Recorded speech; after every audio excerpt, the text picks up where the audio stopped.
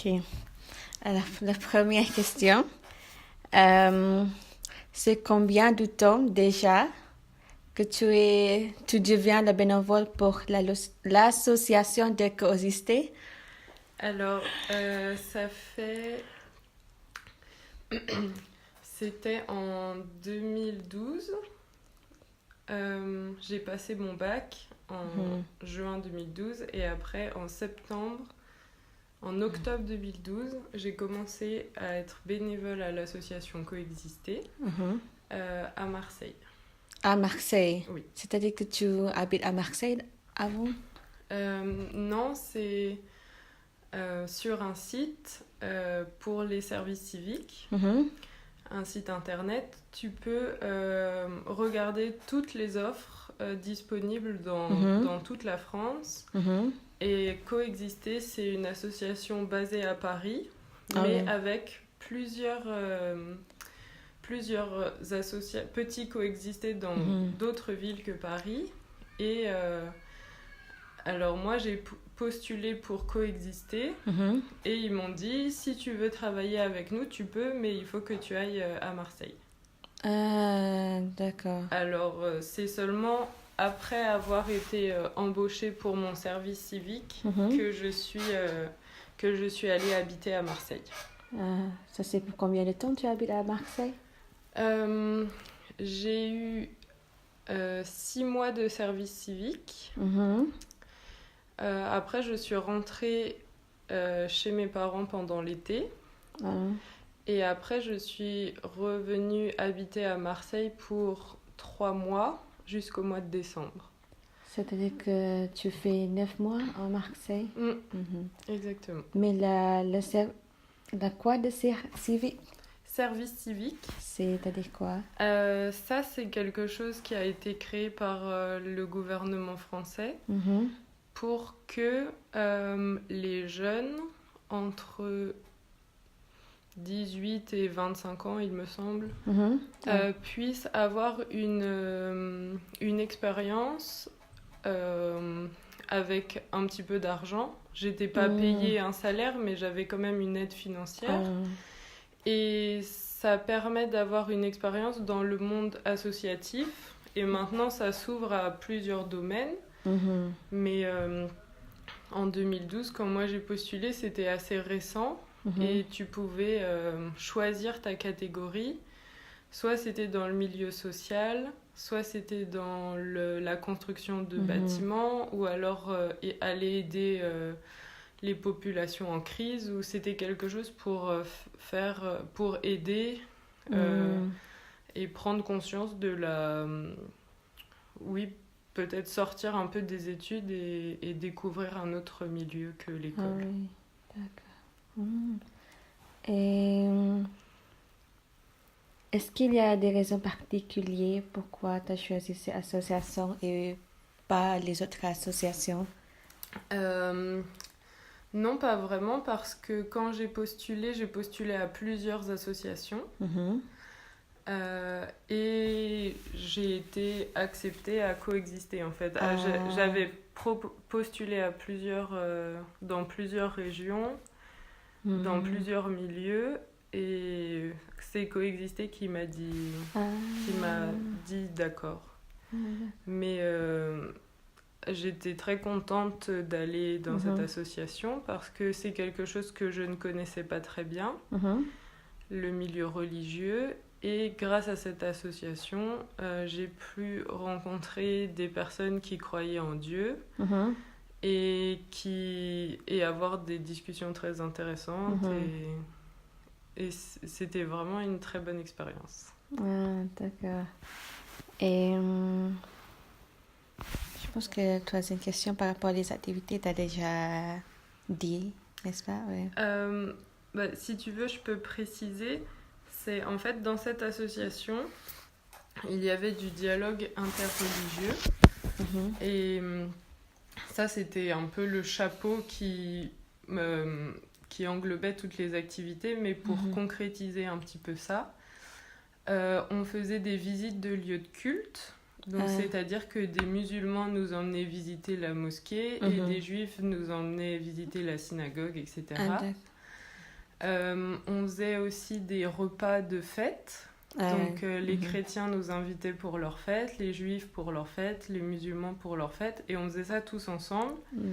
Donc on avait des athées, donc ceux qui ne croient pas en l'existence de Dieu, des agnostiques qui croient en quelque chose mais qui ne savent pas vraiment en quoi, et après on avait des chrétiens catholiques, des chrétiens protestants, on avait un juif et on avait des musulmans. Et on était tous invités, les chrétiens invitaient tout le reste de l'association, etc. À chaque fois, on faisait ça tous ensemble. On faisait aussi des repas, des repas de fête, mais aussi des repas cinéma. On regardait un film tous ensemble et après, on faisait un débat. On avait aussi un rôle de sensibilisation dans les écoles pour, en se basant sur des jeux, essayer de déconstruire les stéréotypes, de dialoguer avec les jeunes et de leur expliquer aussi un petit peu l'histoire de la religion et des choses comme ça. C'est-à-dire que quand il y a beaucoup de religions qui sont dans la coexistence, je dis que les gens avec la religion, est-ce qu'il y a seulement les Français, les habitants en France, ou est-ce qu'il y a aussi les autres étrangers, par exemple les étudiants internationaux qui s'impliquent dans coexister? Alors, je pense que dans l'association maintenant, c'est vraiment devenu une association très grosse et je pense qu'il y a beaucoup de monde. Mais à l'époque où moi j'étais à coexister, ça faisait seulement 2 ans que ça existait. Et on était plutôt sur des Français qui habitaient Marseille. Et on n'a pas... Enfin, à l'époque, on n'a pas trop vu d'étudiants internationaux. On avait quelques membres de l'association qui étaient d'origine de différents pays, mais on n'avait pas d'étudiants internationaux à Marseille en tout cas. D'accord. Est-ce qu'il y a des choses que tu trouves parfois difficiles, par exemple par rapport à la contrainte du temps? Et par exemple, s'il y a des projets, des choses que tu dois faire comme les bénévoles, mais tu ne veux pas faire parce que tu dois faire l'étude ou quoi, ou tu ne peux pas partir.